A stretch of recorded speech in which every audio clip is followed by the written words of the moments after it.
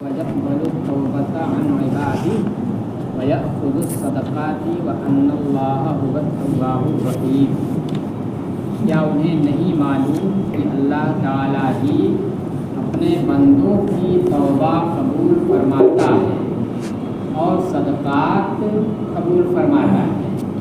وأن اللہ هو التواب الرحیم، اور یہ کہ اللہ تعالیٰ ہی توبہ قبول فرمانے والا رحم فرمانے والا ہے۔ اس میں دیکھیے علم یعلم سے مراد اور لوگوں میں وہی جن کی توبہ کا ذکر اوپر آیا، خود من اموالہم صدقۃ تطہرھم۔ اس میں گویا ان کو بشارت دی جائے کہ تم نے جو توبہ کی اللہ کی بارگاہ میں تو تمہاری توبہ اللہ ہی قبول فرمانے والا ہے۔ تم نے جو مال دیا تو صدقات کو بھی اللہ قبول فرمانے والا ہے۔ تم نے ان کی توبہ اور ان کے صدقات کی مقبولیت کی بشارت اس آیت کریمہ میں ہے۔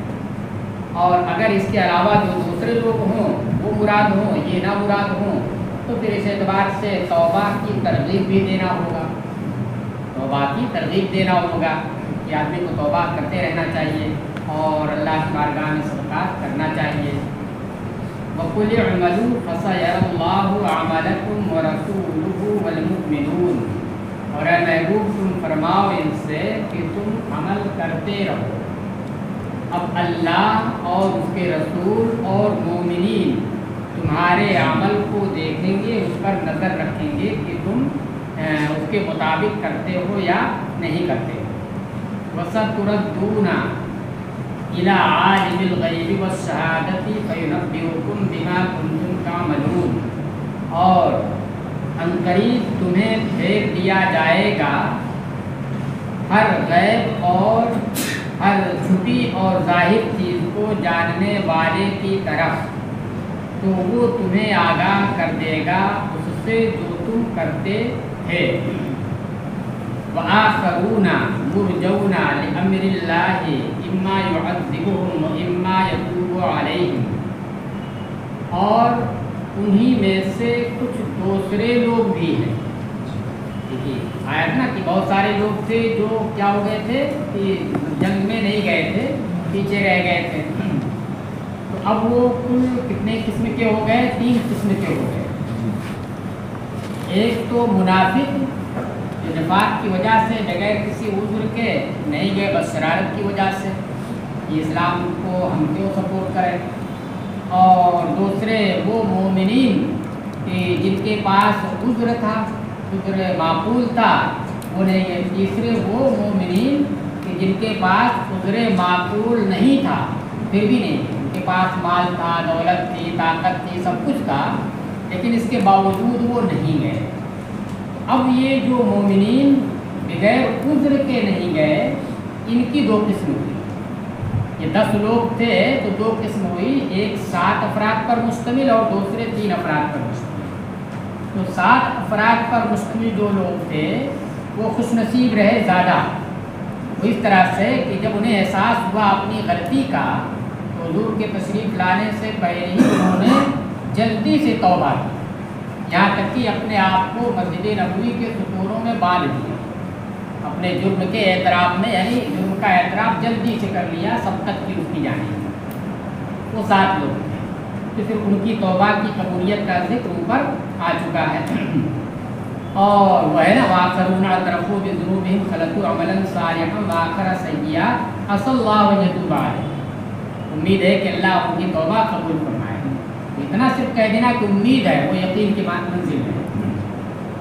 اور پھر اس کے بعد 3 افراد وہ تھے جو بلا عذر نہیں گئے تھے، تو انہوں نے توقف کیا، عورت انہوں نے توبہ نہیں کی، بعد میں تھوڑا سا توقف کرنے کے بعد انہوں نے توبہ کی۔ تو جب توقف کرنے کے بعد توبہ کی تو نبی کریم صلی اللہ تعالیٰ علیہ وسلم نے ان کے معاملے کو ملتوی کر دیا، مرجون ہو گئے، ان کے معاملے کو مؤخر کر دیا۔ کب تک؟ اللہ کے حکم کے آنے تک، کہ جب تک اللہ کا حکم نہیں آ جاتا اس وقت تک ان کا معاملہ مؤخر رہے گا۔ مؤخر رہنے کا مطلب کیا ہوا؟ ان سے کوئی بولے گا نہیں، ان کے پاس کوئی بیٹھے گا نہیں، ان سے کوئی سلام کلام کچھ نہیں کرے گا۔ بالکل ان سے قطع تعلق کر دیا، اور یہ جب تک اللہ کا کوئی حکم ان کے بارے میں نہیں آتا اس وقت تک ان سے قطع تعلق کرنا۔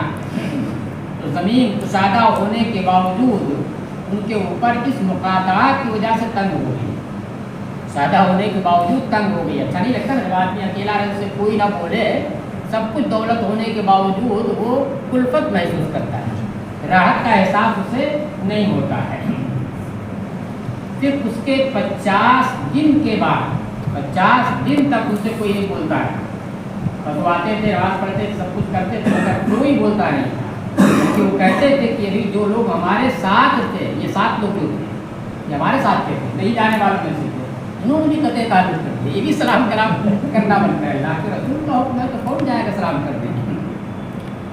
تو 50 دنوں کے بعد پھر جو ہے ان کی توبہ قبول ہوئی اور آیت نازل ہوئی، وآخرون مرجون لأمر اللہ اما يعذبهم اما يتوب علیہم واللہ علیم حکیم۔ یہاں تک کہ اب کچھ لوگ کہنے لگے کہ ان کی آخرت تباہ ہو گئی، کچھ کہنے لگے کہ ہو سکتا ہے کہ اللہ تعالیٰ ان کے گناہ کو بخش دے، اس طریقے کی باتیں لوگ کرنے لگے۔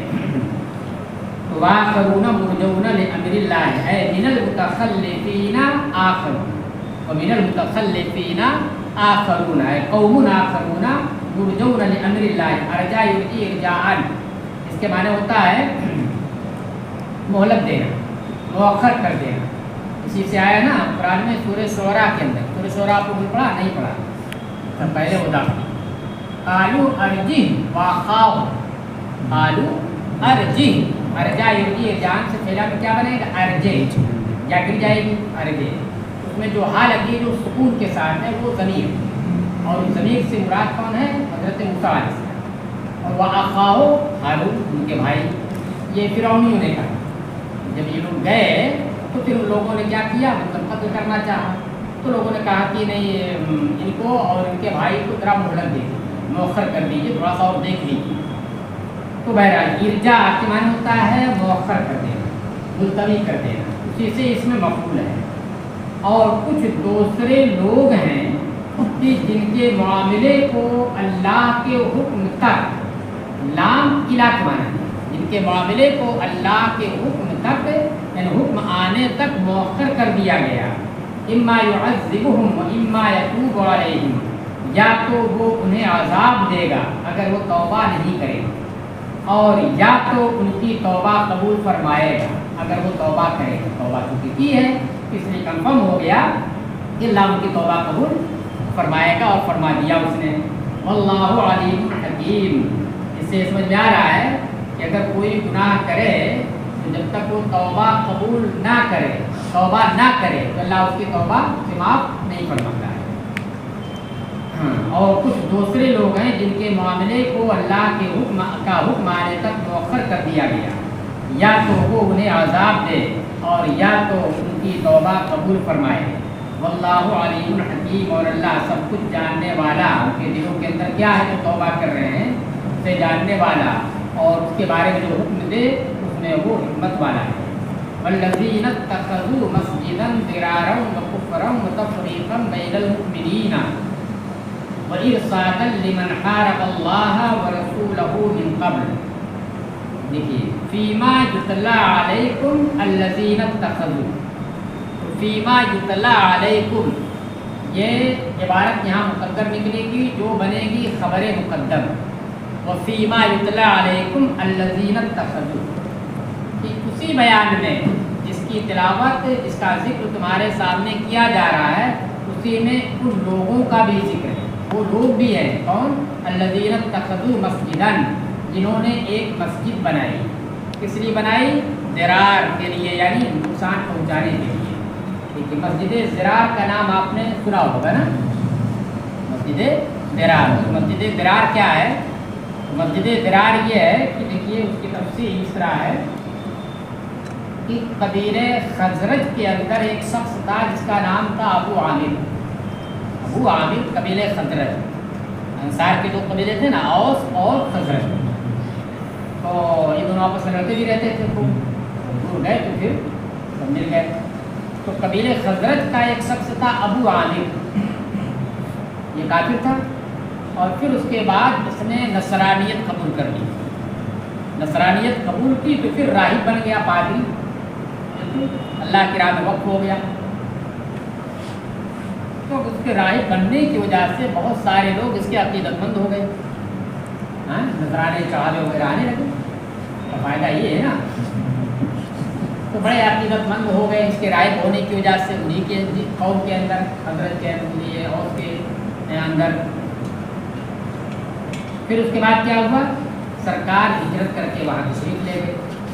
جب وہاں آپ ہجرت کر کے تشریف لے گئے تو اب اس نے دیکھا کہ ارے یہ تو اب لوگ ایک ہی جانب متوجہ ہو رہے ہیں، اب تو میرا بازار سرد پڑ جائے گا.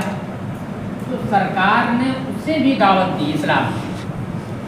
تو جب اسے بھی دعوت دی تو اس نے کہا کہ آپ کون سا دین لے کر کے آئے ہیں؟ تو فرمایا کہ دین ابراہیم. وہ بھی دین ابراہیم، ملت ابراہیم. تو کہا نہیں، لیکن آپ نے جو ہے اس کے اندر اپنی جانب سے کچھ گھٹا بڑھا دیا.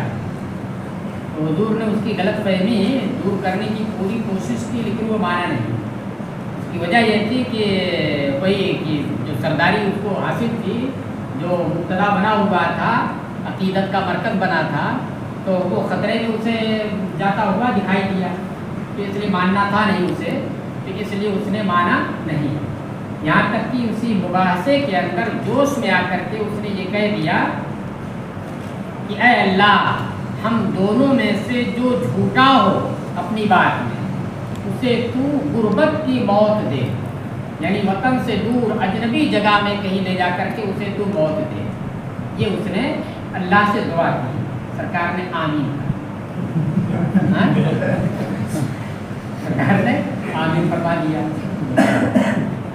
اب اس کے بعد کیا ہوگا؟ اب اس کے بعد یہ ہوا کہ وہ وہاں سے چلا گیا، اور جب چلا گیا مکہ سے، اور جب مکہ گیا تو وہاں مشرکین کو تیار کیا. کب؟ جنگ بدر میں مسلمانوں کو فتح مبین حاصل ہونے کے بعد. مسلمانوں کو جو فتح مبین حاصل ہوئی کفار مکہ کے اوپر، تو اس کے بعد اس نے دیکھا کہ یہ تو معاملہ گڑبڑ، انہیں کا پلہ بھاری ہو رہا ہے.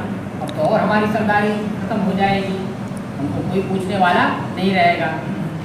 اور جو منافقین تھے وہ اس کے ساتھ تھے. وہ تو چاہتے ہی تھے کہ مطلب مسلمانوں کے خلاف ہی رہے، کوئی بھی رہے. تو وہ چلا گیا اور ان لوگوں کو تیار کیا کہ ایسا ہے، ہم بھی ساتھ دیں گے. اور یہ بھی اس نے کہا تھا کہ میں جو ہے کوئی بھی لشکر جو مسلمانوں کے خلاف لڑے گا، میں اس کے ساتھ رہ کر کے مسلمانوں سے لڑوں گا. اس نے یہ بھی طے کر لیا تھا، عہد کر لیا تھا. جب بھی کوئی لشکر، کسی بھی قبیلے کا کوئی لشکر ان سے اگر لڑے گا تو میں اس کے ساتھ ہو جاؤں گا، چاہے وہ عیسائی ہو، نصرانی ہو، کچھ بھی ہو، اس سے بحث نہیں.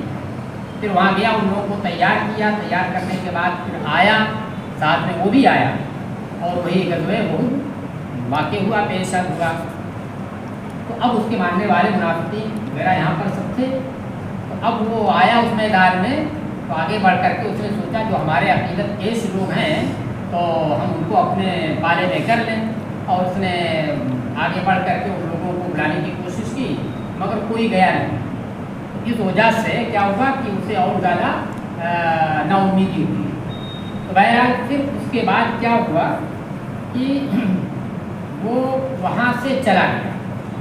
اور کہاں چلا گیا؟ اس نے سوچا کہ اب ایسے نہیں کام چلے گا، اب چلتے ہیں روم، قیصر روم کے پاس، ان کے شام. اور وہاں رومی کیا تھے؟ یہ نصرانی. رومی جو ہے نصرانی. اور وہاں کا جو بادشاہ تھا، قیصر تھا، اس سے اس کے تعلقات تھے. بھائی پادری ہے، وہ بھی کیا ہے عیسائی، یہ بھی عیسائی، تعلقات ہے.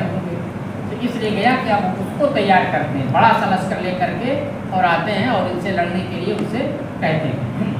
تو وہ گیا وہاں پر تیار کیا. اور پھر اس کے بعد ہی یہ غزوہ تبوک کا موقع پیش آیا. غزوہ تبوک میں انہیں سے جنگ کا معاملہ تھا. اس کے بعد کیا ہوا کہ اسی دوران اس نے ان کے پاس، یعنی اپنے چاہنے والے منافقین کے پاس کاشف بھیج کر کے کہلوایا کہ ایسا ہے کہ تم ایک مسجد کے نام پر ایک گھر بناؤ. اور پھر جو ہے وہ بناؤ، پھر میں آؤں گا تو میں اس کے اندر رہوں گا اور وہیں سے رہ کر کے ہم اسلام اور مسلمانوں کے خلاف سازشیں کریں گے۔ تو اسی کے کہنے پر ان لوگوں نے کیا کیا کہ مسجد قباء کے والے محلے ہی میں سے ہٹ کر کے ایک مسجد بنائی، اور اس مسجد کے بنانے کا مقصد کیا تھا؟ مقصد یہی تھا کہ وہ آئے گا ابو عامر اور وہ اس کے اندر بیٹھ کر کے اس کو گھاٹ بنائے گا، یعنی یہاں بیٹھ کر کے وہ نشانہ لگائے گا، مسلمانوں کے خلاف ان کے خلاف جو ہے سازشیں کرے گا، اور دوسرے کی اس کی وجہ سے جو مسجد قباء ہے وہ ویران ہو جائے گی، مسلمانوں میں دو تفریق فاٹ یہ پھوٹ پڑ جائے گی، کچھ وہاں آئیں گے پڑھنے، کچھ یہاں آئیں گے پڑھنے، اس طریقے سے۔ اس لیے ان لوگوں نے کیا کیا، منافقین نے وہ مسجد تعمیر کی اس مقصد کے تحت۔ جب مسجد تعمیر ہو گئی تو سرکار کے پاس آئے وہ لوگ اور انہوں نے کہا، اور عین موقع کیا تھا؟ غزوہ تبوک میں سفر کرنے کا، وہاں جانے کا۔ تو آ کر کے کہا کہ یہ اللہ کے رسول منافقین نے کہ ہم نے ایک مسجد تعمیر کی ہے، اور چونکہ اس محلے میں ایک ہی مسجد تھی، وہ مسجد ٹوٹ پڑتی تھی اور بارش میں ٹھنڈک میں بچوں اور بوڑھوں کے لیے دقت ہوتی تھی، اس لیے ہم یہ مسجد بنائی ہے تاکہ بوڑھے بچے وغیرہ آسانی سے اس میں نماز پڑھ سکیں۔ تو آپ اس کے اندر حصول برکت کے لیے ایک مرتبہ نماز کا آغاز کر دیں، نماز پڑھا دیں اس میں۔ تو حضور علیہ السلام نے کہا کہ ابھی تو تبوک کے سفر کا موقع ہے، ہم وہاں جانے کے لیے تیار ہیں، واپسی پر دیکھیں گے اگر اللہ نے چاہا تو پڑھ دیں گے اس کے اندر نماز۔ اب وہی ہوا کہ آپ چلے گئے، اور پھر جب وہاں سے واپس آئے تو پھر ہی لوگ پہنچے، پتہ چلا ان لوگوں کو، تو پھر ہی لوگ پہنچے کہ ہاں آپ نے وعدہ کیا تھا، آئے چلیے پڑھا دیجیے۔ تو یہ آئے گا کیا، والذین اتخذوا مسجدا ضرارا وکفرا وتفریقا بین المؤمنین وارصادا لمن حارب اللہ ورسولہ من قبل۔ اس مسجد کے بنانے کے کتنے مقاصد لکھے ہیں؟ 4 مقاصد۔ کیا ہے؟ ضرارا وکفرا وتفریقا وارصادا، 4۔ اب ہمارا کیا ہو جائے گا؟ بہت ساری اس کے اندر ترکیب کے اندر بہت ساری توجیہیں کی گئی، میں نے ایک سے بتایا کیا، یہ مبتدا مؤخر ہو اور خبر مقدم یہاں پر موجود ہے، کیا ہوگی؟ فیما اطلاع علیکم الذین اتخذوا، اور ایک بھی بتائیے کہ اسے حالت نصبی میں قرار دیا جائے، اس اعتبار سے حالت رفعی میں ہوگا، الذین اتخذوا کو چاہے رفعی کر دی چاہے نصبی کر دیا ہے، پوری گنجائش ہے نا، گنجائش ایسا تو ہے نہیں کہ رفعی میں رہے گا الذین رہے گا، ہاں الذین یہ ہر حالت میں رہے گا، تو رفعی بھی ماننے میں کوئی دقت نہیں ہے، اور نصبی میں بھی اس طرح سے مان سکتے ہیں کہ یہ منصوب ہوگا اختصاص بالضم کی بنیاد پر، جس کی یعنی فعل مقدر یہاں نکلے گا اضم الذین اتخذوا، قابل مذمت ہیں، میں مذمت کرتا ہوں ان لوگوں کی جنہوں نے ایسا کیا، تو یہ تخصیص کے طور پر ہوگا، یعنی بطور مذمت۔ کبھی تخصیص ہوتی ہے بطور مدح، ہم تو وہاں پر فعل مقدر نکالتے ہیں، اور کبھی تخصیص ہوتی ہے ضم کے طور پر، تو وہاں پر جو ہے اضم فعل مقدر نکالتے ہیں۔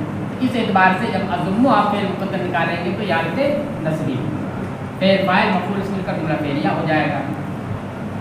اور وہ لوگ جنہوں نے ایک مسجد بنائی اس کے لیے تکلیف پہنچانے کے لیے، کس کو تکلیف پہنچانے کے لیے؟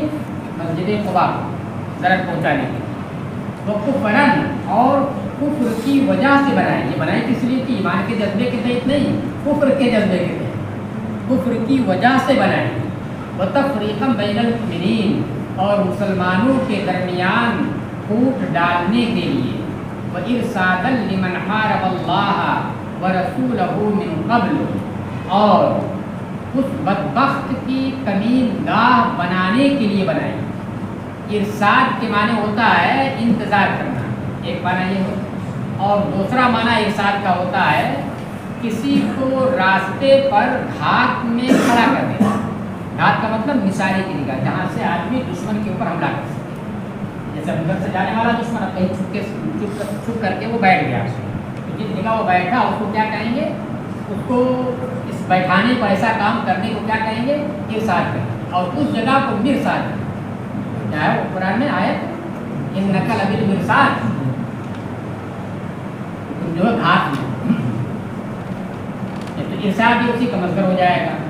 انتظار کا بھی معنی ہو سکتا ہے، اعلیٰ حضرت علیہ رحمٰن نے کنز الایمان میں انتظار کا ترجمہ کیا ہے، क्योंकि वो बनाए थे इस इंतज़ार में कि अबू आमिर आएगा, कहाँ से, मुल्क शाम से, आया नहीं, वही मर गया, गुर्बत की मौत मरा।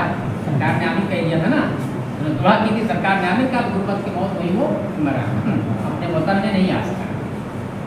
चलिए, इरसादल लिमन हारब अल्लाह व रसूलहु मिन क़ब्ल, और उस बदबख्त की कमीनगाह बनाने के लिए या उस बदबख्त के इंतज़ार के लिए जिसने अल्लाह और उसके रसूल से पहले ही से लड़ाई कर रखी है। ये मन हारब अल्लाह व रसूलहु मिन क़ब्ल, पहले ही से, यानी इस मस्जिद को बनाने से पहले ही से जिसने अल्लाह और उसके रसूल से लड़ाई कर रखी या लड़ाई करता रहा, ये भी कर सकते हैं। ग़ज़वा हुनैन के बाद फिर वो नहीं रहा, ग़ज़वा हुनैन तक लड़ता है। ग़ज़वा हुनैन गालिबन सन 6 हिजरी, उस वक्त तक जितनी भी लड़ाइयाँ हुई सब लड़ाइयों में वो काफिरों की तरफ से आता रहा। वला यहल, ग़ज़वा हुनैन में ऐसा हुआ कि ग़ज़वा हुनैन के बाद जब उसने देखा कि बड़े बड़े मशहूर तीरंदाज कबीले हवासिन वगैरह के ये काम नहीं आ सके और मुसलमान ही गालिब रहे, तो उसको ये समझ में आ गया, उसने ये कहा कि नहीं, अब इस जज़ीरे अरब के अंदर इस्लाम को बढ़ने से कोई रोक नहीं सकता, तब जाकर वो यहाँ से भागा। हाँ, और उन्हीं में, इसी में, यानी इसी मज़कूर में वो लोग भी हैं जिन्होंने एक मस्जिद बनाई नुकसान पहुंचाने के लिए, कुफ्र के लिए, मुसलमानों के दरमियान फूट डालने के लिए, और उस वक्त के इंतज़ार में या उसकी कमीनगाह के तौर पर, कमीनगाह बनाने के लिए, जो पहले ही से अल्लाह और उसके रसूल से लड़ता रहा है, वही अबू आमिर। वला यहलिफुन्ना इन अरदना इल्लल हुस्ना, और वो ज़रूर कसम खाएंगे जब आप उनसे कहोगे महबूब कि तुमने इस मकसद से बनाया है लिहाजा हम इसमें नमाज नहीं पढ़ेंगे, तो ज़रूर वो कसम खाएंगे कि हमारा इरादा सिर्फ नेकी और भलाई का। इन अरदना, इन ये नाफिया है कि हम इससे हमारी मुराद नहीं है मगर भलाई, नेकी। वल्लाहु यशहदु इन्नहुम लकाज़िबून, और अल्लाह गवाह है इस बात का कि ये लोग ज़रूर झूठे हैं। ला तकुम फी अबदन, सराहत के साथ किसमें आ गया, ला तकुम फी अबदन, आप उसमें कभी भी ना खड़े हो, उसमें आप कभी भी खड़े ना हो, उसमें नमाज आप कभी भी ना पढ़ें। अब जब ये हुक्म आया तो हुज़ूर अलैहिस्सलाम ने अपने सहाबा को हुक्म दिया, जाओ और मस्जिद को मुनहदिम करके उसे जला दो। तो गए और उसको मुनहदिम करके उसे जला दिया। ला तकुम फीही अबदन, उस मस्जिद के अंदर तुम कभी भी खड़े ना हो। लमस्जिदुन उस्सिसा अला तक़वा मिन अव्वल यौमिन अहक्कु अन तक़ूम फीही, यकीनन वो मस्जिद जिसकी बुनियाद पहले दिन से ही तक़वा पर रखी गई है, अल्लाह से खौफ खाते हुए रखी गई, अल्लाह की रज़ा के लिए जिसकी बुनियाद रखी गई है, वो इस बात की ज़्यादा हकदार है। मुराद इस मस्जिद से कौन, मस्जिद क़ुबा, वो इस बात की ज़्यादा हकदार है कि आप उसमें खड़े हो, इसमें नहीं। रिजालुन मुहिब्बीन, रिजालुन युहिब्बून अन यतत्तहरू वल्लाहु युहिब्बुल मुत्तहिरीन, उस मस्जिद के अंदर ऐसे मर्द हैं जो पाक सुथरा होना पसंद करते हैं और अल्लाह साफ़ सुथरे लोगों को पसंद फरमाता है। अब सवाल हुआ कि उस मस्जिद के अंदर उस मोहल्ले के जो लोग थे, मस्जिद में नमाज़ पढ़ने वाले, वो क्या काम करते थे कि जिसकी वजह से सफाई का कौन सा तरीक़ा वो अपनाते थे जिसकी वजह से उनकी अल्लाह तबारक तआला ने इस आयत के अंदर तारीफ़ की है। क्या तारीफ़ की कि उस मस्जिद के अंदर ऐसे लोग हैं जो सफाई को पसंद करते हैं। इसका मतलब कुछ ख़ास चीज़ थी जो आम लोगों में नहीं थी, सफाई की कुछ ख़ास तरीका वो अपनाते थे जो आम लोगों में उस वक्त नहीं था।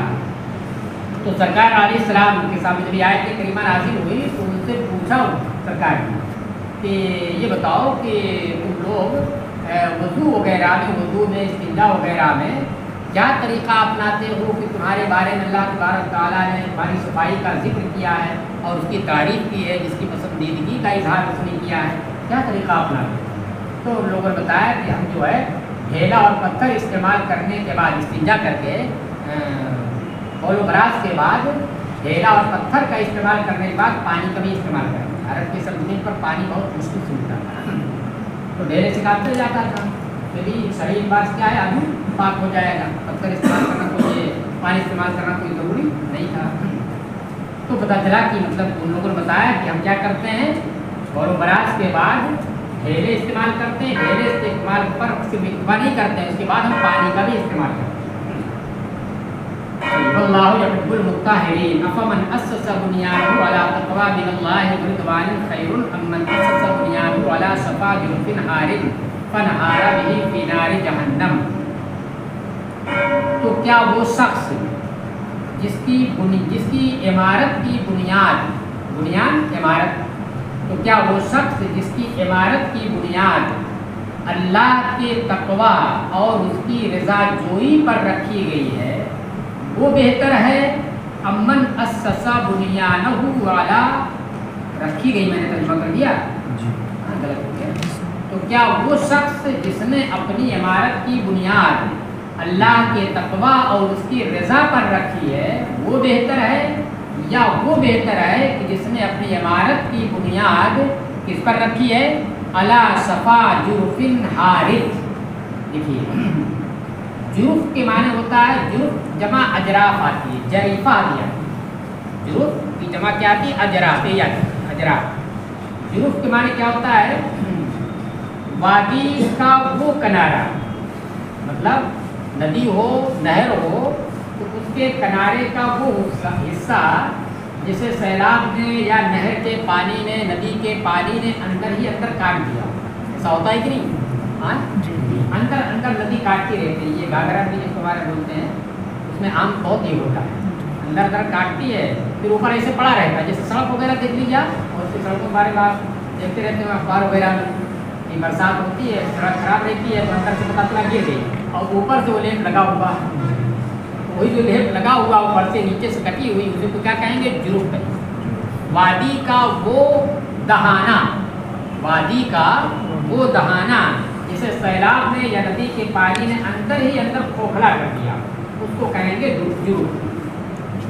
اچھا، اور صفا کے معنی ہوتا ہے کنارہ، صفا کے معنی کیا ہوگا، یعنی اس دہانے کے کنارے پر، یعنی اس کنارے کا کنارہ، میدان کے بعد سے وہ حصہ کیا ہو گیا، جرف ہو گیا، کنارے ہو گیا، ایک دم اخیر میں ہو گیا، پھر اس حصے کا جو آخری کنارہ ہے وہ ہو گیا کیا، صفا، جو بالکل گرنے کے قریب۔ یا وہ شخص بہتر ہے جس نے اپنی عمارت کی بنیاد اس پر رکھی ہے، وادی کے اس گرنے والے دہانے کے کنارے پر، ہارن کے معنی گرنے والے، ہارن کے لیے تفصیل بتاتا ہوں، ہارن معنی گرنے والے، یہ صفت کس کی، جرفن کی، تو جرفن ہارن کا مطلب کیا ہو گیا، وہ کھوکھلا کنارہ، کھوکھلا بھی لگائی اس لیے کہ وادی کے اس گرنے والے کھوکھلے کنارے، کھوکھلے دہانے کے کنارے، ایک جگہ دہانہ لے آئے، ایک جگہ کنارہ لے آئے تاکہ تکرار نہ ہو کنارے کی نا، وادی کے اس گرنے والے کھوکھلے دہانے کے کنارے پر رکھی ہے، اس پر اگر کوئی عمارت تعمیر کرے تو رکے گی وہ تو تھوڑی دیر میں گر جائے گی، ڈھا جائے گی۔ فنہار بہ فی نار جہنم، بس وہ اس کے ساتھ یعنی وہ عمارت اس کو لے کر کے جہنم کی آگ میں گر بھی گئی، یعنی گرنے کے کنارے پر اس نے عمارت رکھی تھی اور پھر وہ عمارت گر بھی گئی۔ اب بتاؤ کہ یہ بہتر ہے یا وہ بہتر ہے؟ اس کے اندر اصل میں حق اور باطل، حق پرست اور باطل پرست، ان دونوں کی تمثیل پیش کی گئی۔ کیسے پیش کی گئی؟ جیسے کہ ایک شخص، دو شخص ہیں، دونوں نے عمارت تعمیر کی، ایک شخص نے عمارت تعمیر کی کہاں پر، اچھی جگہ پر، پختہ جگہ پر، جس کے قواعد اور جس کے یہ ستون جو تھے وہ بہت پختہ تھے، اس کے اوپر اس نے اپنی عمارت کی بنیاد رکھی۔ اور ایک جو باطل پرست ہے وہ کیا ہے، وہ ایسا ہے کہ جس نے اپنی عمارت کی بنیاد کہاں پر رکھی ہے، بالکل اسی کھوکھلے دہانے کے اوپر، تو وہ تو رکنا نہیں ہے بلکہ دیکھتے ہی دیکھتے گر جائے گی وہ۔ تو بالکل جیسے وہ دو عمارتیں ہیں کہ ایک عمارت کے لیے ثبات ہے اور دوسرے کے لیے ثبات نہیں ہے، اسی طریقے سے حق پرست اور باطل پرست ہے کہ حق پرست جو کام کرتے ہیں اس کے لیے ثبات ہے، اس کے لیے مقبولیت ہے، اس کا فائدہ ہے، اور باطل پرست جو کام کرتے ہیں دیکھنے میں تو لگ رہا ہے کہ ہاں کچھ کر رہے ہیں، عمارت بنا رہے ہیں، دیکھنے میں لگ رہا ہے کہ کچھ کر رہے ہیں، لیکن اس کا حال کیا ہے کہ وہ نقصان دہ ہے، اس کے لیے ثبات نہیں ہے۔ واللہ لا یہدی القوم الظالمین، اور اللہ ظالموں کو ہدایت نہیں دیتا ہے۔ اب ہارن میں تھوڑی سی تفصیل ہے،